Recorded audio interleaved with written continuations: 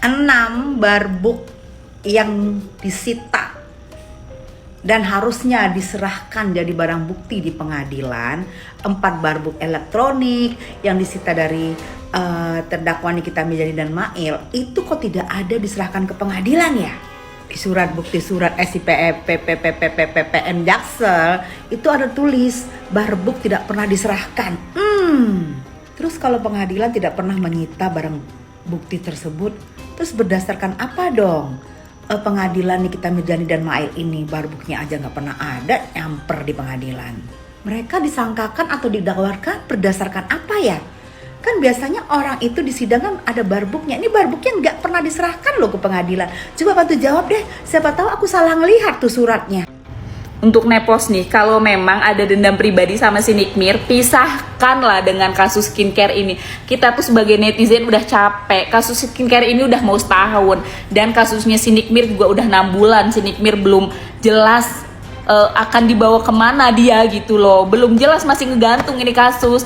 Jadi tolonglah jangan tambah-tambah dilebarin kemana-mana gitu. Jadi tambah rame, tambah kita sebagai netizen ikut pusing gitu. Kita tuh cuma pengen kejelasan doang sih. Kasus skincare udahlah, ya tinggal si owner skincare-nya pembenahan. Kalau mau jualan skincare lagi, perbaikilah kandungannya, tidak overclaim lagi, tidak merkuri lagi, karena kita kan butuh juga skincare yang benar-benar sesuai kandungan gitu.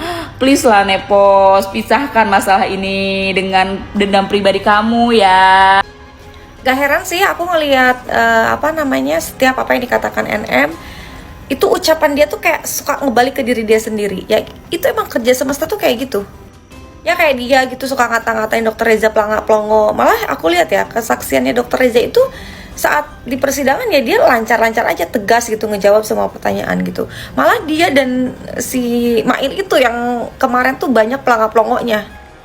Ya karena emang semesta itu kerjanya tabur tuai gitu. Apa yang kamu ucapkan adalah doa gitu. Dan apa yang kamu ucapkan itu akan kembali ke diri kamu sendiri gitu. Kayak makanya aku selalu kalau ke orang gitu ya, kayak misalnya ketemu, hey kamu yang lancar ya rezekinya, yang sehat-sehat ya, itu tuh sebenarnya aku lagi ngedoain diri aku sendiri gitu. Karena ketika aku mendoakan orang lain, itu semesta tuh mendengar dan doa baik itu akan kembali ke diri aku. Jangankan untuk ngata-ngatain orang atau nyumpahin yang jelek-jelek ke orang gitu, kayak ngomong bercanda aja tuh takut gitu. Kalau misalkan ya kadang aku juga ada kalanya tuh nggak bisa kontrol gitu, kayak ngomongnya tuh bercanda tapi itu kata-katanya tuh nggak baik gitu. Tapi kan semesta tuh nggak tahu lo lagi ngomong bercanda atau serius gitu. Bahkan penyanyi yang nyanyi lagu sedih itu biasanya, atau lagu galau atau lagu kisah yang pilu gitu kan, itu biasanya si artis itu mengalami kejadian yang sama seperti lirik lagu yang dia nyanyikan. Dan itu bukan satu kebetulan gitu. Kamu yang setiap hari mengucapkan lirik lagu sedih itu, galau gitu, terus-terusan diucapkan setiap hari, dan akhirnya itu kayak beneran kejadian di hidup kamu gitu. Dan aku pun sampai saat ini tuh masih kayak belajar gitu. Kadang aku suka ke anak nih, misalkan anak aku lagi main-main gitu, terus aku tuh kayak khawatir takut dia jatuh gitu. Awas takut jatuh, itu terus yang aku omongin gitu. Akhirnya tuh jatuh beneran. Dan sekarang tuh aku ganti kata-katanya dengan kayak gini, kayak hati-hati ya, nah pelan-pelan ya jalannya ya, hati-hati gitu. Dari hal-hal kecil aja tuh aku udah mulai kayak ngerubah kata-kata aku yang tadinya kata-katanya negatif diganti dengan sebisa mungkin sama kalimat yang positif. Ini sungguh seru netizen. Saya sangat mengapresiasi ya kepada Meta telah menelpon saya berkali-kali hari ini. Saya bilang gak usah dibalikin. Bukan nelpon lagi. Ya, gimana Meta? No need tuh baik, no need. Ini si Starling lagi nelpon. Ini gimana ini si Meta nelpon, Starling nelpon ya, Starling. Putin. Halo Putin. Iya benar. Banyak pabrik buzzer katanya di sini. Kamu bikin di sini. Cucok, saya bisnis cucok itu. PT Nedol. Nggak tahu. Ih, si Putin aja sepodonya. PT Nedol berjamaah. Udah gue publik udah. Nah kan si Meta lagi. Ini pusing ya, saya punya telepon sampai banyak banget gitu. Putin, kamu ngobrol aja sama Meta ya nih.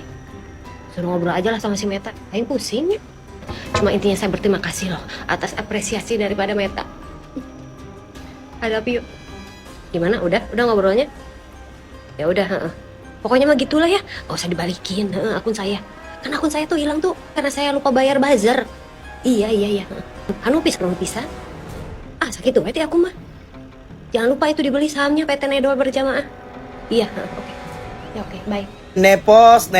Sibuk kali kau sama kasus orang. Klarifikasi mulu kerjaan kau, Nepos. Yang berkasus siapa? Yang sibuk kau. Kenapa sampai saya excited itu kau? Supaya apa, Nepos? Supaya kasus judul suami kau itu tertutupi gitu. Guys, jangan mau tergiring opini sama si Nepos. Ayo bantu update semua kasus judul suaminya si Nepos. Cus, biar ketengkong tuh suami si Nepos beserta harta-harta si Nepos biar disita. Pos licik. Artis Nikita Mirzani akhirnya mengajukan penangguhan penahanan setelah menjalani masa tahanan selama lebih kurang 5 bulan di rutan tahanan Pondok Bambu. Surat permohonan penangguhan penahanan pun telah diserahkan kepada Hakim Pengadilan Negeri Jakarta Selatan. Nikita Mirzani ditahan sejak 4 Maret 2025 bersama asistennya Mail Saputra. Nikita Mirzani mengatakan penangguhan penahanan merupakan hal yang wajar dan semua terdakwa dapat mengajukannya. Adapun alasan dirinya meminta penangguhan penahanan adalah karena ia memiliki anak yang masih butuh pendampingan orang tua. Penangguhan penahanan adalah upaya mengeluarkan tersangka atau terdakwa dari masa tahanan atas permintaan yang bersangkutan sebelum batas waktu penahanan selesai atau berakhir. Penangguhan penahanan diatur di dalam pasal 31 ayat 1 Kitab Undang-Undang Hukum Acara Pidana. Oh, jadi bener ya, 4M itu diterima. Ya emang diterima, Nikita pun tidak mengingkari hal itu. Ya emang diterima. Nikita pun sama Mail juga mengakui kalau terima 4M. 2M ditransfer ke developer, 2M-nya diterima secara cash. Kan tidak mengingkari juga dan mengakui, di persidangan pun mengakui, dan uang itu juga udah disita sama pengadilan kan, kayak gitu. Kenapa nggak lapor BPOM? Hello, ini negara Konoha. Biasa di negara Konoha itu ya harus viral dulu, baru suatu instansi itu bergerak untuk menangani. Sama halnya ketika kalau nggak ada doktif, ya udah skincare berbahaya ya tetap beredar, owner tetap jualan produk-produk overclaim dan overprice dengan bebas. Dan korbannya itu siapa? Ya kalian-kalian itu, masyarakat menengah yang selalu tergiur sama produk-produk yang dikiranya bikin cepet putih, bikin cepet glowing, tapi nyatanya nggak ada kandungan apapun di dalam, padahal harganya mahal. Kalian pikir dengan harga segitu bakal cepet putih, cepet glowing, padahal mah ya gitu deh ya. Apa nih kita kok makin ruwet ini kasusnya? Ada Miss Gosip, ada Miss Fakta yang ikut-ikutan, nggak ada Fitri seluruh Teru. Ini makin aneh kasusnya kita guys.